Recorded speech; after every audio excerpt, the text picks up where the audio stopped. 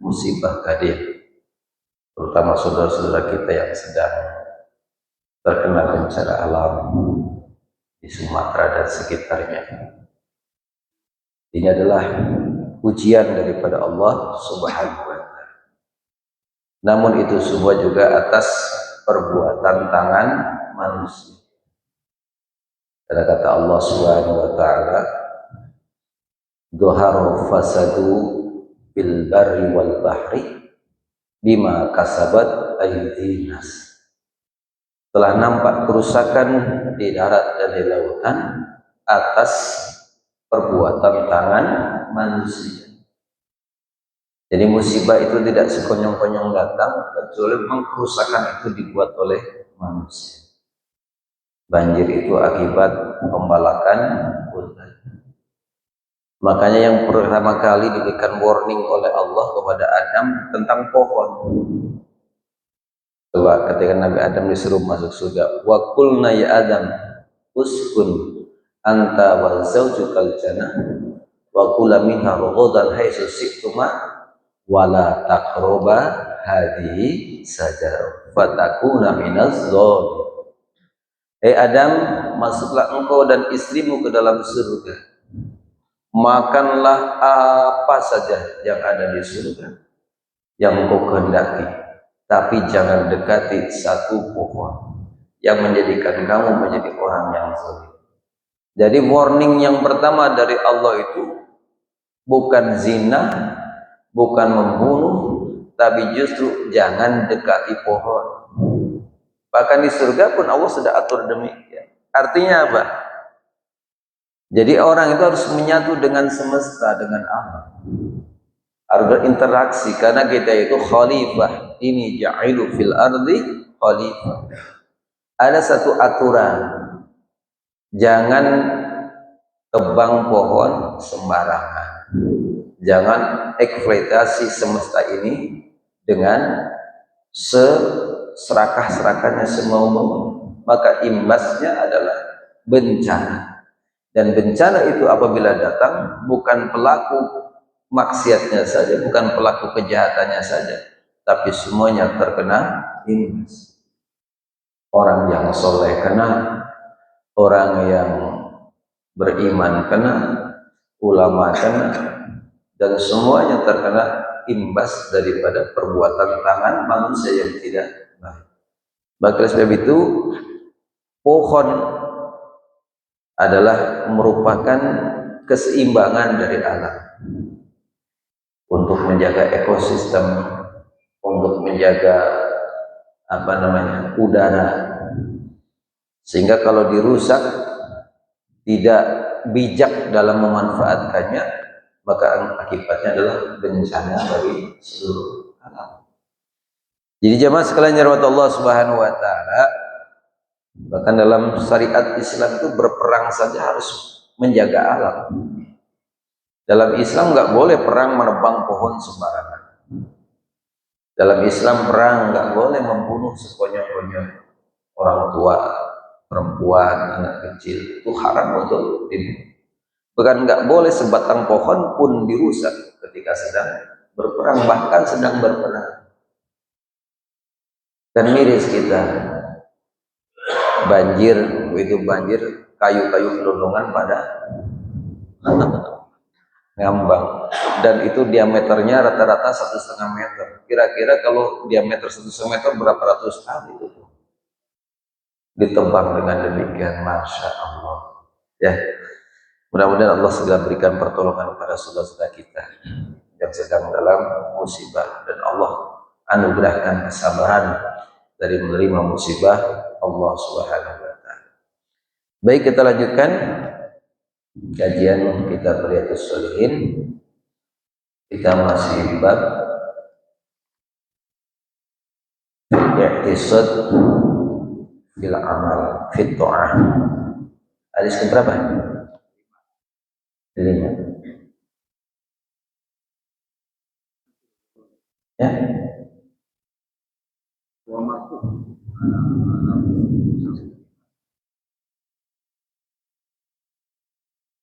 Inna dina yusra, bukan?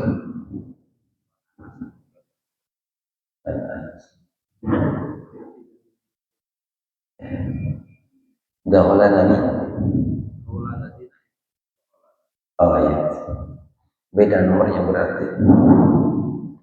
Kitab saya dengan penyambung. Qala mu'alif Imam Muhyiddin Abu Zakaria Yahya An-Nawawi wa nafa'na bi ulumi naf'an wa barakatuh fid dini wad dunya wal akhirah wa lin nasi ajma'in. Wa an Anas radhiyallahu anhu qala, dari Anas radhiyallahu anhu ia berkata, dakhala Nabi sallallahu alaihi wasallam al-masjid, masuk Nabi sallallahu alaihi wasallam ke dalam masjid. Fa idza hablu mamdudu baina sariyatain, dan Nabi melihat ada tali yang terikat dari satu tiang ke tiang yang lain. Faqala, bertanya Rasulullah SAW, ma hadzal hablu, tali apakah ini? Qalu, menjawab sahabat, hadza hablu li Zainab, inilah tali yang diikatkan oleh Zainab. Fa idza fatarat, dan jika dia lagi sholat capek, wa ta'allaqat bihi, maka dia berpegangan pada tali itu. Faqala Nabi sallallahu alaihi wasallam, maka bersabda Rasulullah SAW, quluhu, lepaskan tali ini. La yusalla, atau boleh juga la yusli bahasanya. Liyusalla ahadukum nasyatuhu, maka sholatlah seseorang ketika sedang kuat, sedang sehat. Wa idza fatura, dan jika dia capek, falyarqud, maka tidurlah. Muttafaqun alaih, di sini muttafaq, jadi disepakati oleh Imam Bukhari, Imam Muslim. Jadi Nabi sallallahu alaihi wasallam masuk ke dalam masjid, ada tali terikat dari satu tiang ke tiang yang lain. Jadi lingkar tiang ada tali. Rasul masuk bertanya, tali apakah ini? Ini talinya di Zainab, yaitu tali yang diikatkan oleh Zainab. Untuk apa? Jadi Zainab ini salah satu istri Nabi Sallallahu Alaihi Wasallam, pengen sholatnya banyak. Ketika capek, pegangan tuh sama tali sholat, artinya biar nggak jatuh. Apa kata Nabi Sallallahu Alaihi Wasallam? Lepas tali ini. Sholatlah seseorang di antara kamu ketika sedang kuat. Jadi artinya sholat itu jangan maksain, jangan maksain. Dan jika capek, tidur. Jadi agama ini nggak maksa. Agama ini bukan untuk menzolimi penganutnya, untuk menzolimi umatnya. Jadi agama ini justru untuk membahagiakan kita. Dengan sholat itu kita justru menjadi sehat. Dengan sholat itu, dengan ibadah itu justru kita menjadi bahagia. Itu maksud tujuan Allah, bukan untuk menyakiti kita. Jangan sampai kita memaksain sholat 100 rakaat. Ini untuk umat. Tapi Nabi SAW pernah diriwayatkan oleh Aisyah, sholatnya sampai bengkak-bengkak kaki. Karena lamanya berdiri, lamanya ruku, lamanya sujud. Untuk Nabi, untuk kita, Nabi sangat bijaksana. Sholat sesuai kemampuan kita. Kalau capek, boleh duduk sholat. Capek lagi, sakit, boleh berbaring. Ngantuk, tidur. Jangan sampai kita memaksakan diri untuk ibadah.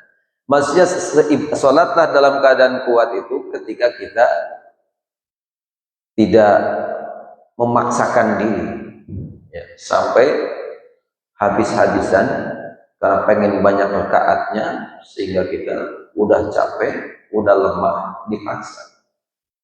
Jadi ibadah itu harus proporsional, tidak sembarangan dan tidak berlebih-lebihan, pas takarannya sesuai dengan dosis. Jadi jangan maksain. Itu kalau sholat sunnah. Kalau sholat wajib, selagi masih bisa berdiri, berdiri. Kalau sholat sunnah meskipun bisa berdiri, kalau capek boleh duduk. Tapi kalau sholat wajib, selagi masih bisa berdiri, wajib berdiri. Karena nggak boleh sholat wajib, capek duduk, nggak boleh. Ya.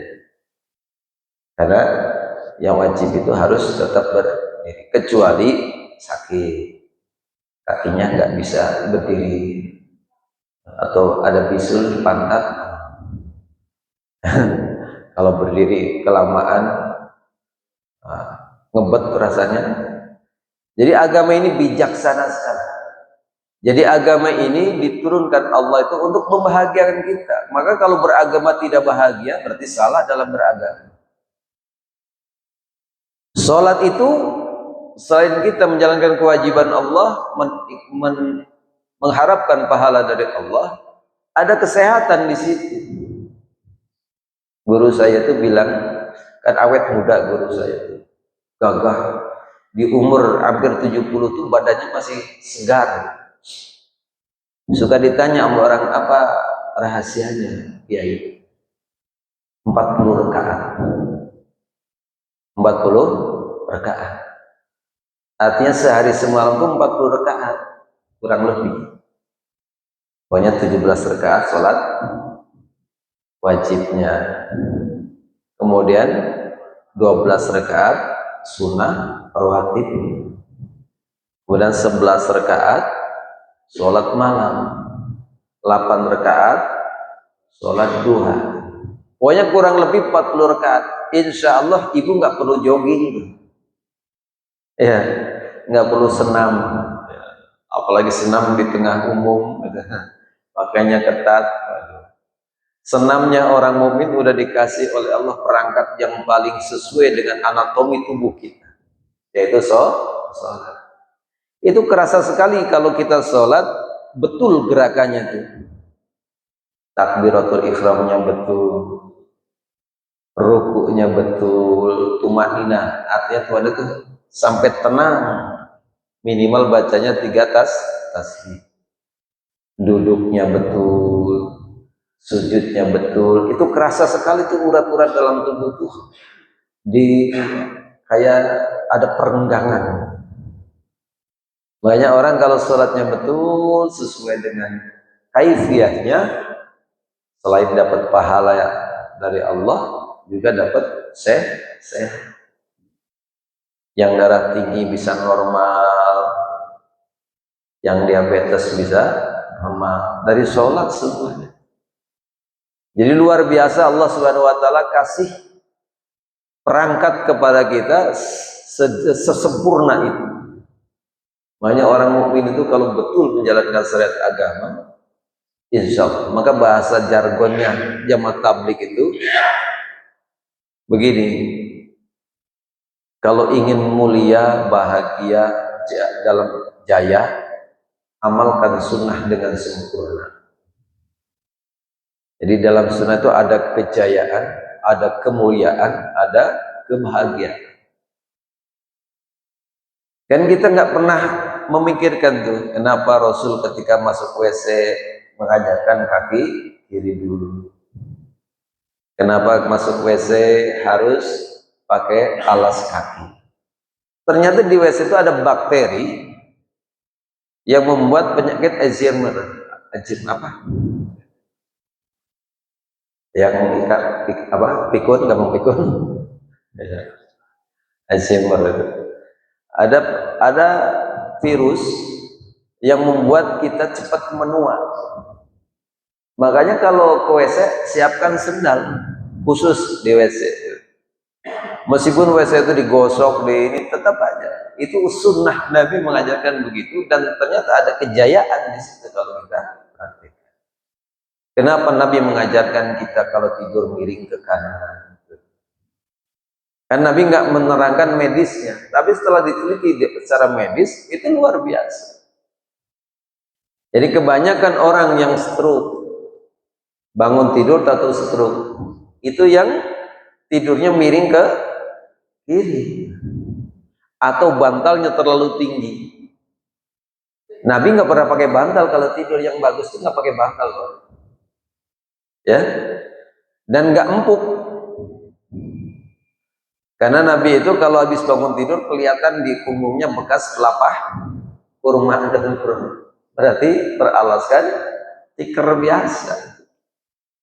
Pernah Abu Bakar berinisiatif memberikan sejenis hambal kayak kain tebal. Rasul nggak mau. Makanya terapi kalau orang kena saraf kejepit, dan tidurnya nggak boleh pakai kasur, di dipan biasa tidurnya gitu. Segitu hebatnya Islam mengajarkan kepada kita. Jadi dalam Islam itu tidak ada yang menyakiti kita, tidak ada yang menzalimi kita kecuali untuk membahagiakan kita. Nggak ada orang dibawa ke rumah sakit. Kenapa tuh Ustaz Jinuddin pakai ambulan? Kecelakaan sholat tadi misalnya. Ya, jadi agama ini sekali lagi untuk membahagiakan kita, untuk menyehatkan kita. Makanya ibadah nggak boleh berlebih-lebih. Jadi rumusnya itu nggak boleh berlebih-lebih, nggak boleh juga menggampang-gampangkan, proporsional. Jangan sampai seperti Zainab ingin sholat biar banyak rakaatnya, ngikat tali, kalau capek pegangan sama tali. Jadi nggak seperti itu agama. Ini adalah contoh yang diajarkan oleh Rasulullah SAW. Hadis berikutnya. Wa an Abi Abdillah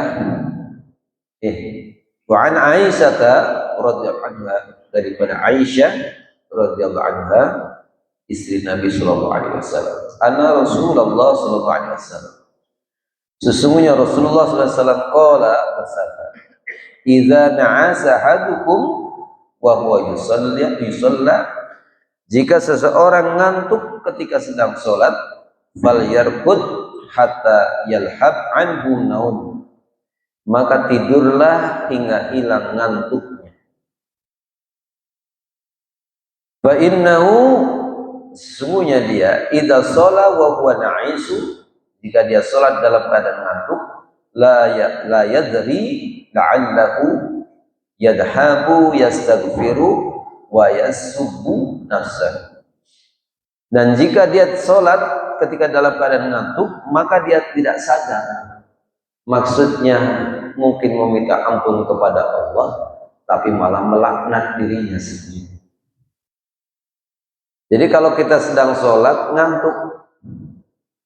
ngantuknya banget ya. Jadi kalau kira-kira lagi sholat layap, bahasa Sundanya itu layap, itu mending tidur dulu. Tapi waktunya mepet Ustaz, nggak apa-apa tidur.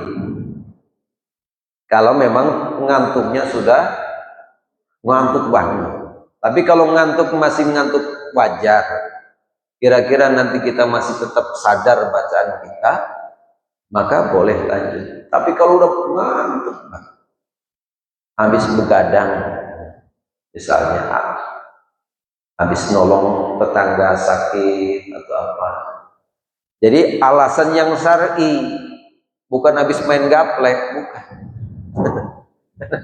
Anak main gaplek semalaman ngantuk, akhirnya sholat subuhnya ngantuk, itu dosa.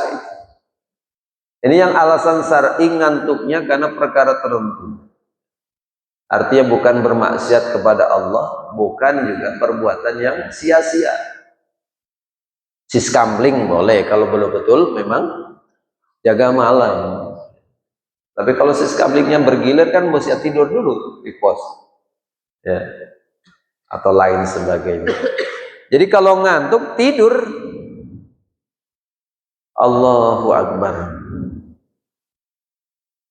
monyep gitu, itu harus tidur dulu. Ternyata nanti begitu tidur lewat waktu gimana? Kerjakan sholat seperti sebagaimana di waktunya. Misalkan sholat maghrib bangun-bangun Isya jam 12 lagi. Maka sholat maghrib dulu, habis itu sholat Isya. Nabi sallallahu alaihi wasallam juga saya pernah ceritakan kalau nggak salah, dalam safar tuh ada beberapa sahabat dan diantaranya ada Bilal. Dalam perjalanan itu sebentar lagi subuh, ngantuk Rasulullah istirahat dan dia berwasiat kepada Bilal, ya Bilal, aku tidur dulu sebentar, kamu jaga ya, nanti kalau subuh bangunkan. Tidur Rasulullah.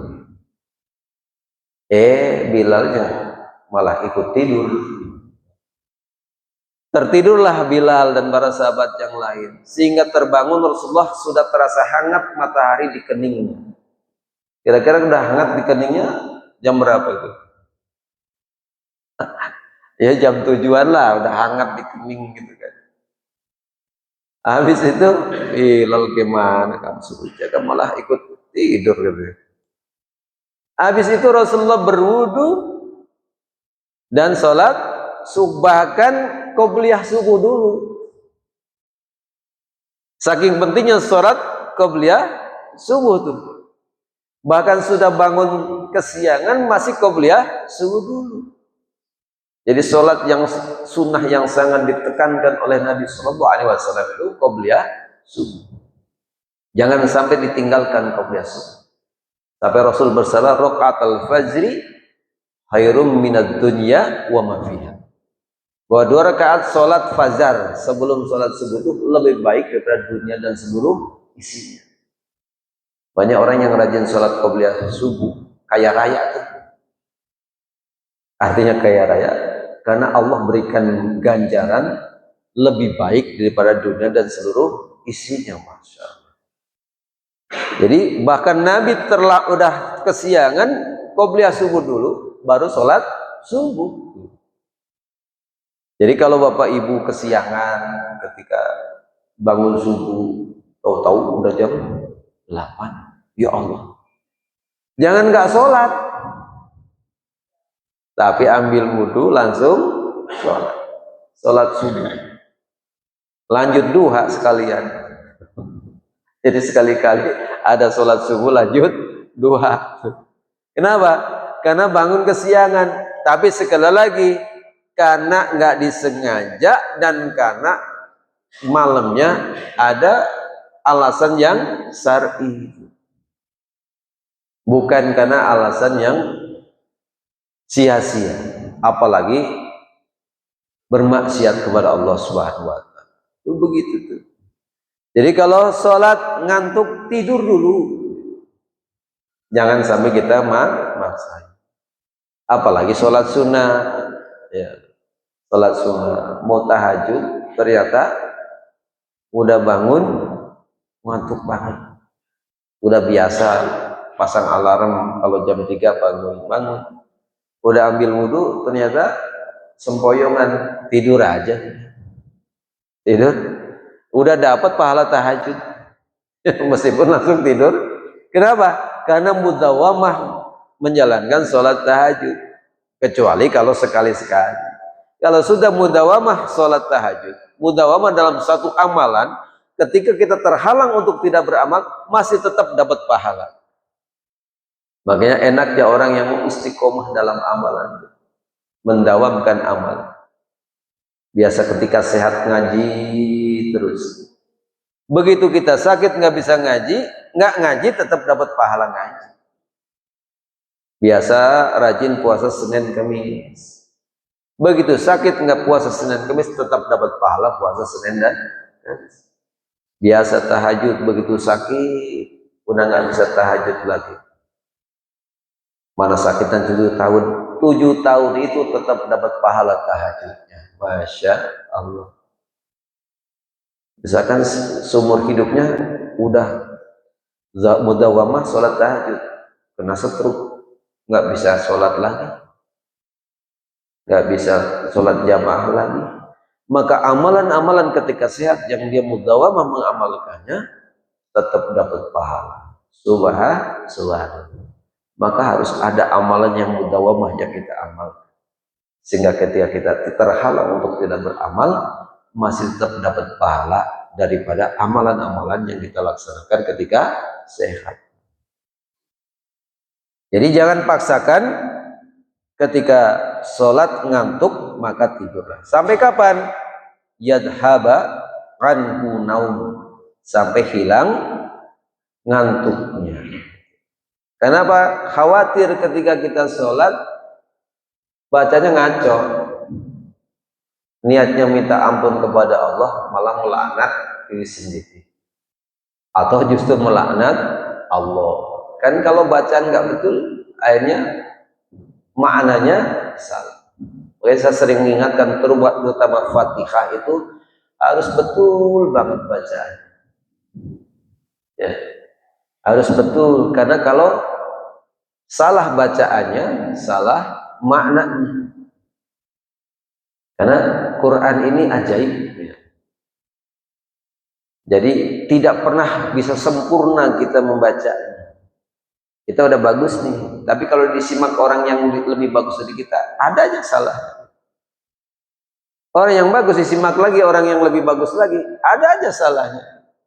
Jadi maknanya Quran nggak pernah sempurna. Maka orang yang sudah merasa nyaman, merasa bisa baca Quran, sebenarnya itu nggak bisa. Makanya jangan pernah kita nggak pernah belajar.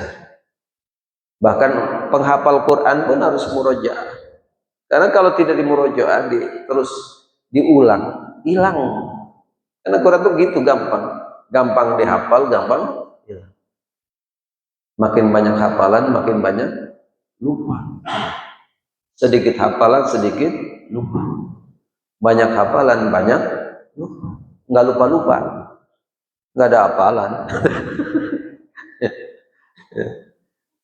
Saya seminggu saja itu ayat nggak diulang. Ada aja yang keliru itu. Ada aja yang lupa. Karena setiap hurufnya Quran itu kunci. Beda satu huruf, keder yang lainnya. Ujungnya terutama. Jadi ujung ayat dengan ujung ayat itu ada rumus. Sehingga kalau ujungnya salah mesti ngaco bacaan berikutnya.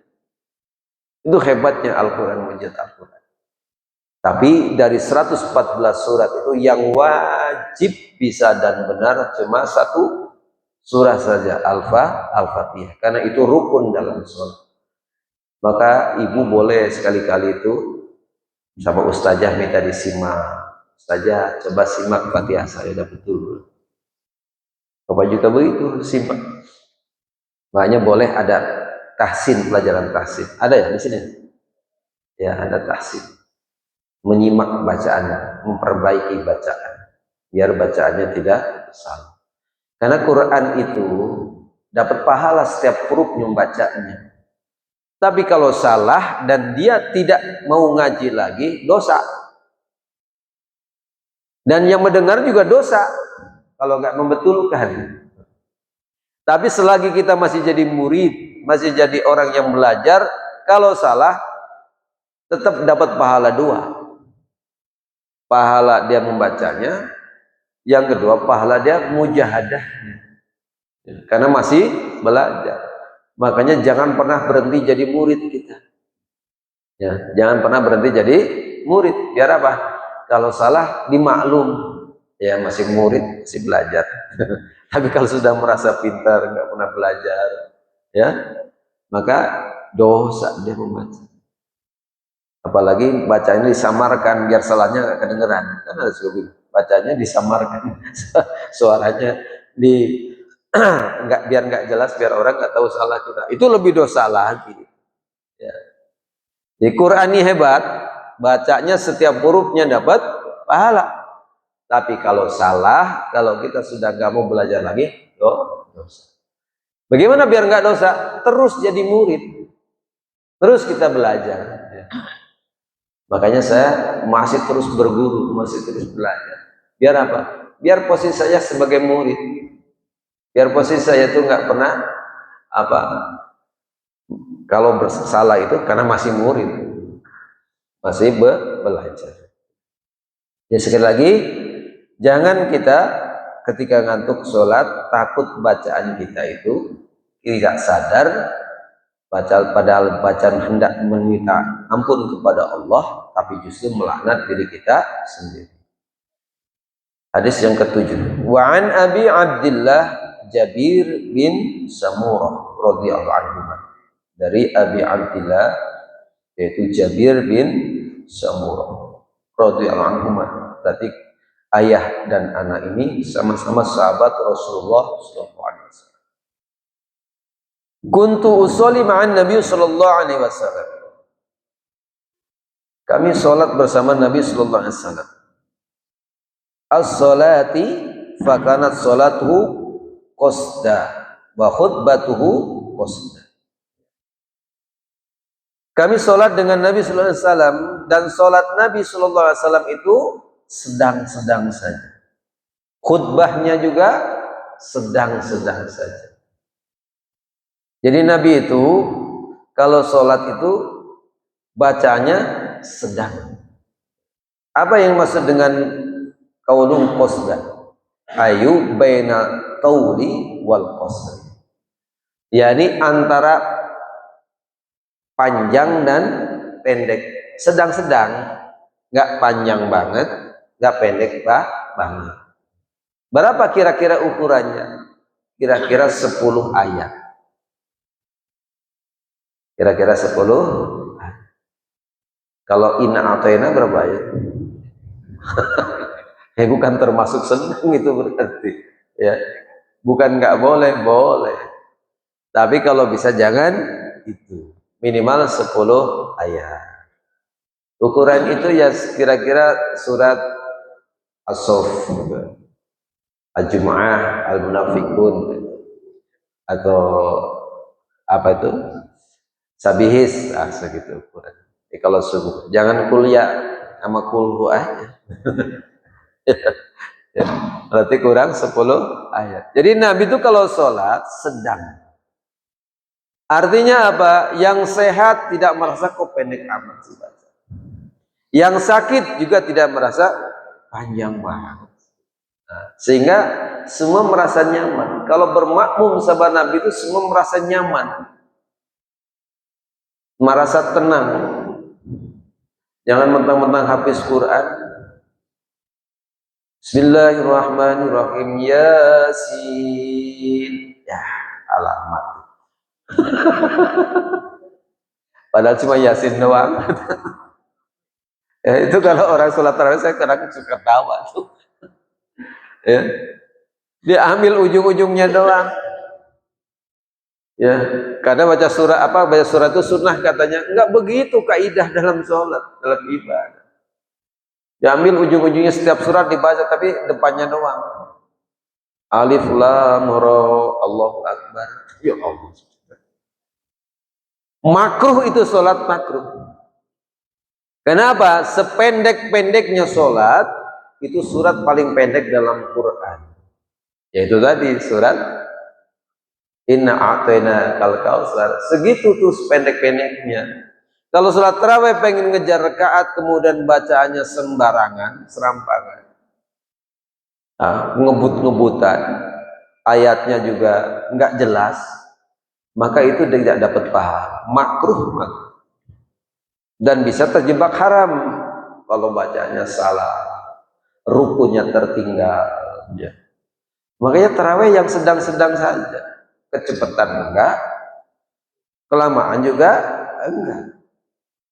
Karena tahulah keadaan umat, ya, kecepatan juga bahaya. Nanti ada aki-aki celaka gara-gara sholat tarawih. Baru baca ruku, udah sujud, baru sujud, udah bangun lagi. Akhirnya bacanya nggak sempurna. Baru ruku, udah bangun, rob, ya. Jadi dalam sholat itu ada rukun namanya tumak nina. Tumak nina. Rukun sholat ada berapa? 17.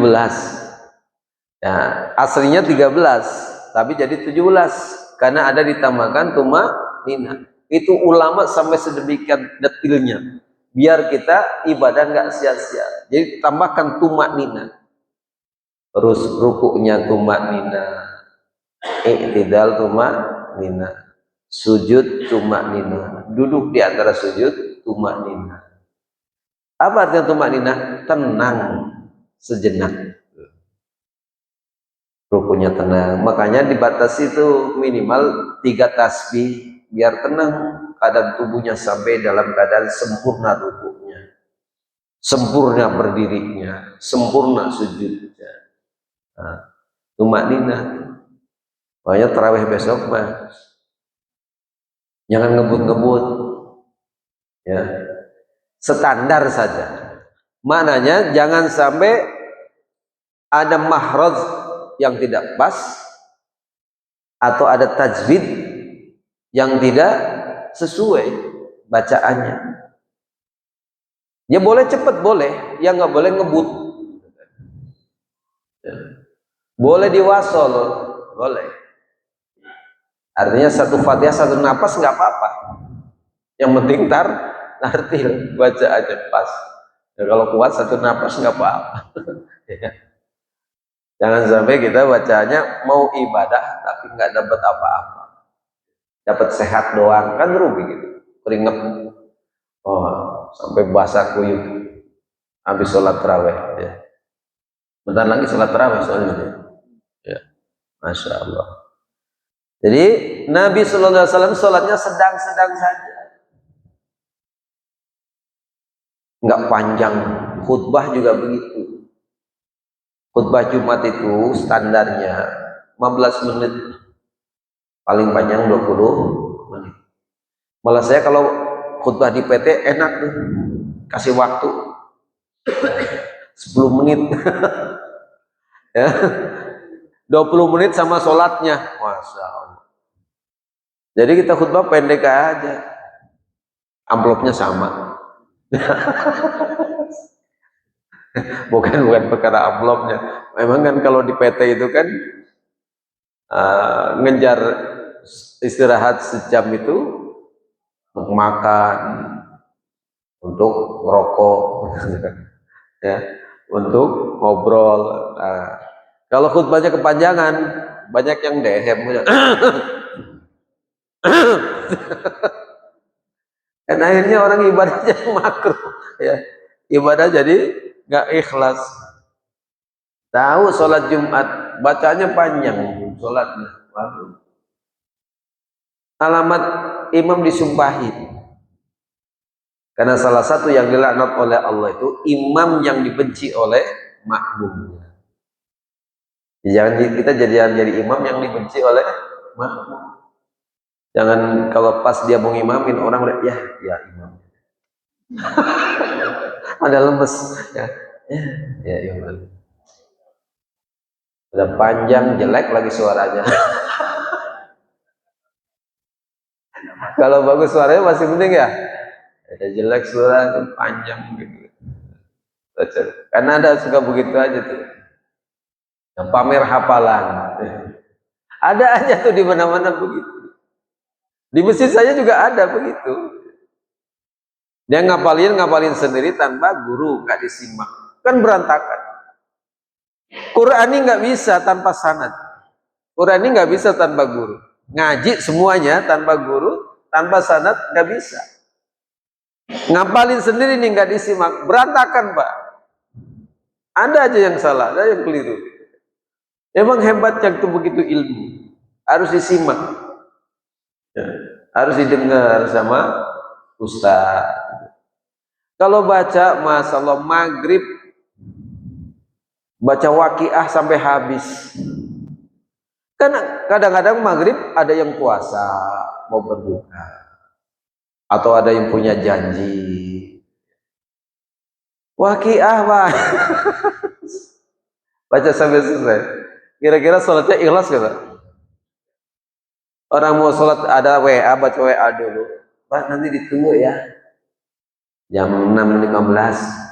Soalnya saya buru-buru, kalau Bapak nggak datang saya tinggal nih duit saya bawa lagi.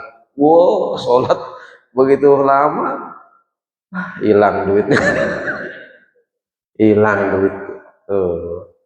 Jadi imam itu harus bijaksana. Harus bijaksana. Jangan sampai kita imam dilaknat oleh makmum, disumpahin oleh makmum. Imam haram jadah.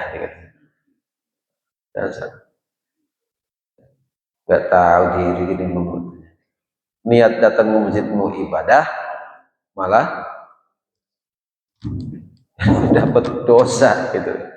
2 menit lagi. Ini hadis agak panjang selanjutnya. Cukup? 15? Cukup ya.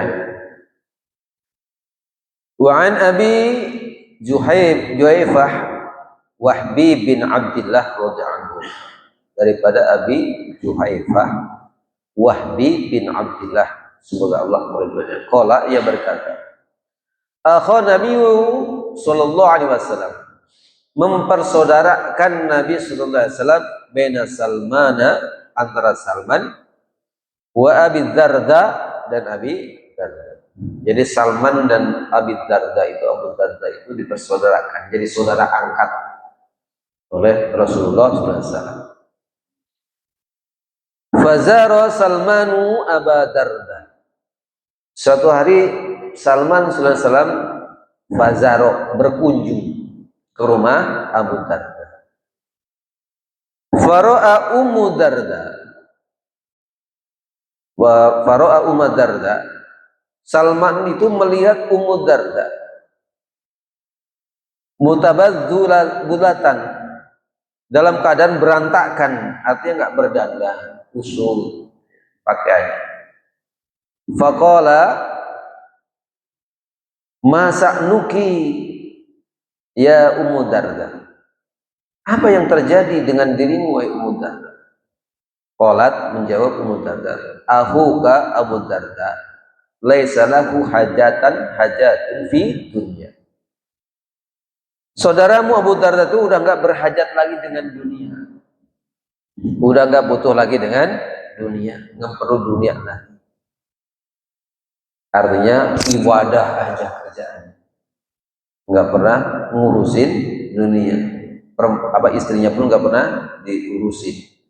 Faja Abu Darda, kemudian enggak lama Abu Darda datang. Fasana'a lahu tu'ama, dan menyiapkan makanan, menyuguhkan makanan. Faqala lahu, berkata Abu Darda kepada Salman, kul fa inni shaim, makanlah, aku lagi puasa, kata Abu Darda. Qala ma ana biakili hatta na'kula, aku enggak mau makan sehingga kamu juga ikut makan. Padahal tadi Abu Darda sudah bilang lagi puasa. Fa'akala, maka makanlah berdua. Akhirnya Abu Darda buka juga. Falamma kana lail, dan ketika malam harinya, dahaba Abu Darda yakum, kemudian bangunlah Abu Darda kira-kira jam 12. Faqala lahu, berkata Salman kepada Abu Darda, nam, tidurlah dulu. Fanama, kemudian tidurlah Abu Darda lagi. Tsumma dhahaba yakum, kemudian bangun lagi tuh Abu Darda kira-kira jam 1. Faqala lahu, berkata Salman kepada Abu Darda, nam. Falamma kana akhirul lail qala Salmana kum, ketika sudah sampai akhir daripada malam, maka Salman berkata kepada Abu Darda, bangunlah. Fasallaya jami'a, maka sholatlah keduanya, sholat berjamaah. Faqala lahu Salman, berkata kemudian Salman kepada Abu Darda, inna rabbaka 'alaika haqqan, sesungguhnya Tuhanmu kepadamu itu punya hak. Wa ana li nafsaka 'alaika haqqan, dan sesungguhnya dirimu juga punya hak atas dirimu. Wa ahlika 'alaika haqqan, dan keluargamu juga punya hak terhadapmu. Fa'ati kuludi haqqo, maka penuhilah hak masing-masing. Wa ana nabiyyu sallallahu alaihi wasallam fa dzakara dzalik lahu, kemudian Nabi sallallahu alaihi wasallam diceritakan perkara itu oleh Salman, faqala Nabi sallallahu alaihi wasallam, sodako Salman, benar apa yang telah dilakukan oleh Salman. Jadi Salman itu berkunjung kepada Abu Darda sebagai saudara angkat. Begitu datang disambut istrinya tuh nggak dandan, kusut.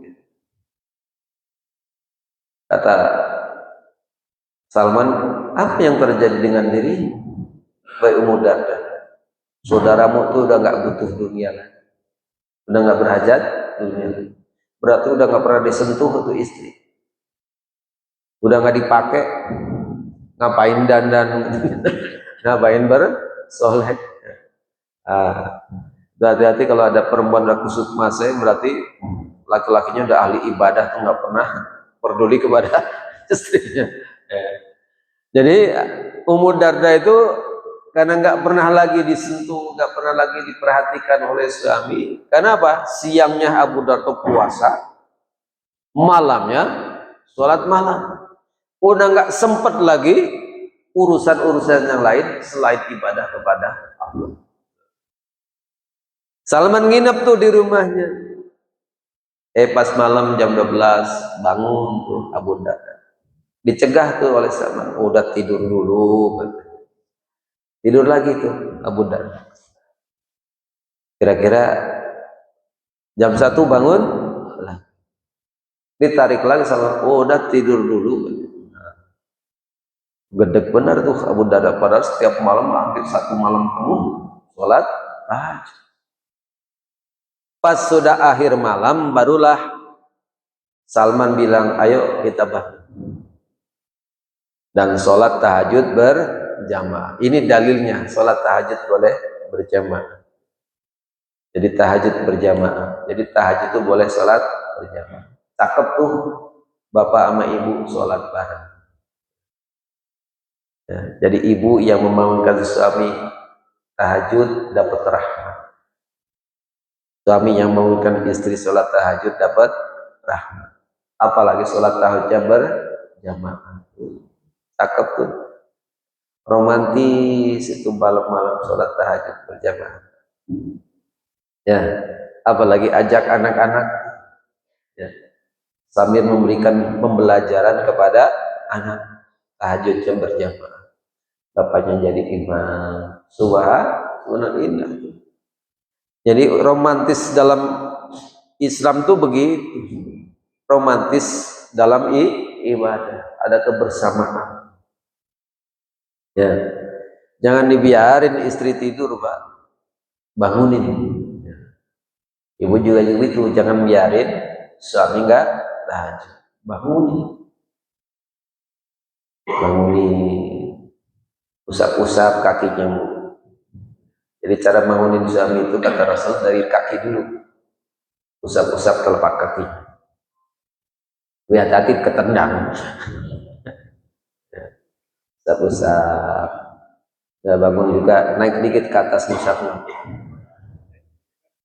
Bangun juga naik dikit ke atas musabnya. Hati-hati yang bangun bukan. Ya. Cipratkan air.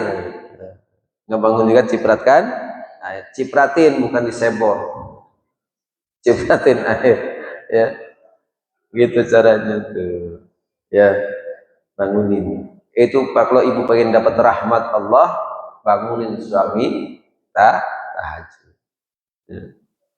Kan ada istrinya rajin tahajud, suaminya kebluk. Ada yang suami rajin tahajud, istrinya malas. Ya, makanya keduanya harus saling mengingatkan. Itu manfaatnya rumah tangga kan begitu. Saling mengingatkan, saling beri semangat dalam beribadah kepada Allah Subhanahu wa Ta'ala. Dan tahajud tuh Salman dengan Abu Darda berjamaah. Kemudian setelah tahajud, Salman menasihati itu, sesungguhnya Allah punya hak atas dirimu. Sesungguhnya dirimu pun punya hak atas dirimu. Dan keluargamu juga punya hak atas dirimu, maka tunaikan hak masing-masing. Apa hak Allah? Disembah. Bagaimana cara menyembah? Proporsional. Kan di atas sebelumnya hadis Nabi puasa tapi Nabi juga berbuka.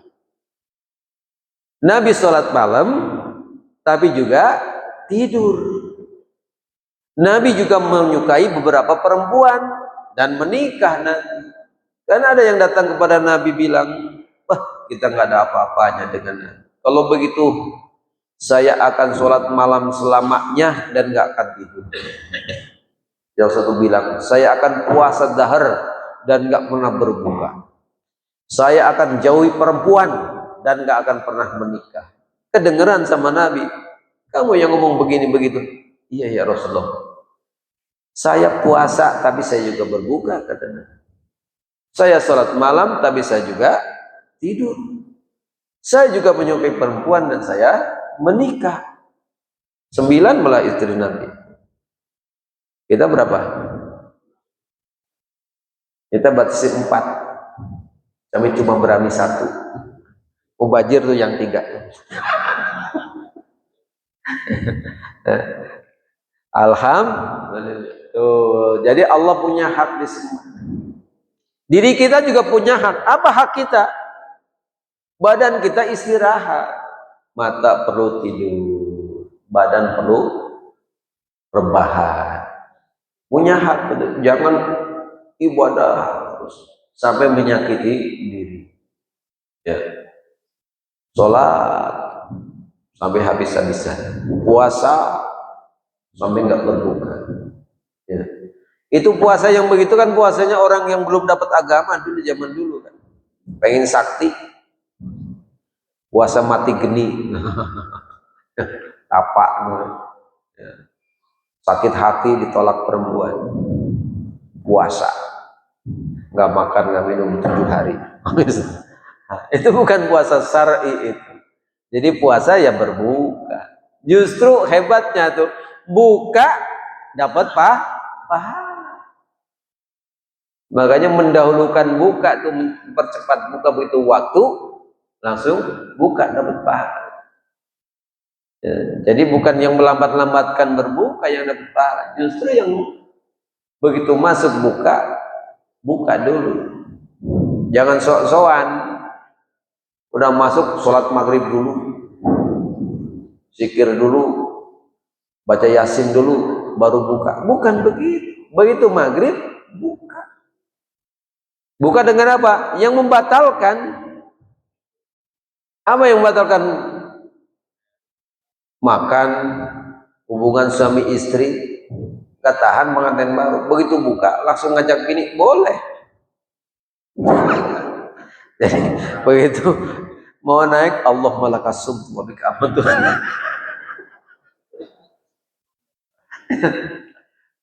Bukannya istri. Ini pernah terjadi pada Sayyidina Umar juga. Ya, nggak tahan tadi siang gitu. Begitu buka langsung dihajar itu dulu. Kan keramas tuh. Sholat maghrib masih basah rambutnya, disindir sama Nabi. Habis buka tuh. Jadi sahabat juga mengalami perkara begitu. Jadi bukan perkara yang memalukan. Jadi sahabat juga pernah begitu. Bahkan Abu Bakar lagi, Umar lagi. Masya Allah. Basah rambutnya, senyum Rasul. Habis buka tuh kan. Makanya kalau habis keramas keringin dulu. Kan sekarang ada hair dryer. Baru sholat maghrib. Ntar ketahuan sama imam. Ya. Bukannya yang lain tuh. Ya. Jadi diri kita punya hak. Allah punya hak. Keluarga kita juga punya hak. Apa hak keluarga? Dinafkahi. Apa hak keluarga? Diperhatikan. Jangan sampai kita ngejar-ngejar ibadah, keluarga diperhatikan. Ada kritik otokritik terhadap jamaah tabligh itu. Bukan nggak boleh, boleh. Tapi kadang ditinggalkan 40 hari nggak dikasih. Apa katanya? Rezeki dari Allah. Ya, Allah pasti akan urus. Bukan begitu konsepnya. Kalau mau pergi ya berikan dulu bekal yang cukup untuk istri. apalagi pergi 4 bulan, ada yang pergi setahun. Makanya jihad itu digilir oleh Rasulullah SAW 4 bulan harus pulang. Karena kemampuan seorang istri menahan, kebutuhan biologis itu hanya 4 bulan. Nggak usah ditanya perempuan. Pokoknya itu kata Rasul begitu. Kekuatan seorang istri untuk menahan kebutuhan biologisnya itu 4 bulan. Maka Nabi kalau jihad, lagi jihad, 4 bulan itu harus pulang, diganti. Kalau perangnya lama. Begitu pula kalau furuj fisabilillah, 4 bulan itu pulang. Jangan sampai 1 tahun nggak pulang-pulang. Ya. Apalagi nggak dikasih nafkah zahir, dibekelin enggak, ditinggal. Bukan nggak boleh, itu bagus. Jawab tablik itu bagus. Tapi ini autokritik aja. Jangan sampai kita zolim kepada keluarga. Istri ditinggal tanpa diberikan bekal yang cukup. Kita ngejar dakwah ke orang lain, anak kita dakwahin, istri kita tidak. Bukan nggak boleh, boleh, silakan. Tapi perhatikan tertibnya, perhatikan syarat-syaratnya. Jangan sampai kita ngejar dakwah tapi menzalimi sebagian yang lain, mendakwah yang lain tapi meninggalkan yang lain. Jadi agama ini begitu indahnya, proporsional. Jadi kemudian hal ini diadukan oleh Abu Darda kepada Rasulullah karena merasa diri dirugikan. Lagi puasa suruh buka, udah asar lagi, kan nanggung. Salman nggak mau buka Salman nggak mau makan kalau Abu Darda nggak buka. Jadi paksa buka tuh, kan makan sambil gerundel tuh, lagi puasa langsung buka. Malamnya tahajud kurang tuh, biasanya hampir semalaman tahajud, di akhir malam persis kita tuh tahajud 10 menit sendak subuh. Kan cuma dapat 2 rakaat. Ya. Udah mau subuh, apalagi sekarang subuhnya cepat kan. Bangun jam 4 ya cuma dapat 2 rakaat. Orang subuh jam 4 lewat 8. Ya lewat 5 emang ya. Iya. Minimal kita bangun kan jam 3. Lumayan tuh ada 1 jam. Ya. Nah kalau saya ngajar kayak gini agak jauh, jam 2 bangunnya. Ya. Karena saya ngajar beberapa tempat agak jauh tuh. Bahkan 1:30 saya bangun. Karena kalau telat saya datang. Ya. Jadi ibadah itu sekali lagi bukan menggampangkan, bukan juga berlebih-lebihan. Jadi proporsional. Semoga kita dapat memahami dan proporsional dalam mengamalkan agama. Dan semoga apa yang kita bahas pagi hari ini dapat kita amalkan dalam keseharian kita. Amin ya rabbal. Allahumma shalli ala sayyidina Muhammadin wa ala ali sayyidina Muhammad. Allahumma ighfir lana dhunubana wa li walidayna warhamhum kama rabbana shaghira. Allahumma ighfir lil mu'minina wal mu'minat wal muslimina wal muslimat al ahya'i minhum wal amwat. Allahumma arham ummat sayyidina Muhammad. Allahumma astur ummat sayyidina Muhammad. Allahumma asbur ummat sayyidina Muhammad. Allahumma aslih ummat sayyidina Muhammad.